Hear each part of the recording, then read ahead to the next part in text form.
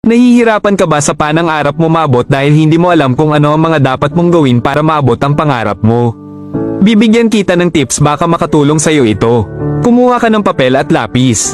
Isipin mo ang pinakapangarap mo, yung gustong-gusto mo maging.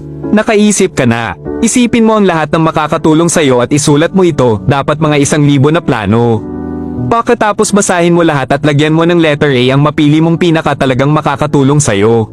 Lagyan mo naman ng letter B ang lahat ng mapili mong makakatulong sa'yo. At lagyan mo naman ng letter C ang nagdadalawang isip ka. Pagkatapos mag-drawing ka ng mga nais mo sa pangarap mo, dapat marami kang pagpipilian, tapos lagyan mo ng letter A ang sigurado ka na, letter B naman ang backup mo, at ang matitira ay lagyan mo ng letter C. Pagkatapos kwintahin mo lahat ng magagastos mo, dapat marami ka rin pagpipilian. Pagkatapos lagyan mo ng letter A ang sigurado ka na at letter B naman ang backup mo at letter C ang matitira. Ang lahat ng letter A ay pagsamahin mo, ganun din si letter B at letter C. Pagkatapos mag-umpisa ka na sa piso dahil hindi ka makakabuo ng 1,000 kung wala kang piso. Iwasan mo rin mangutang, kung kaya naman dapat marunong kang magbayad.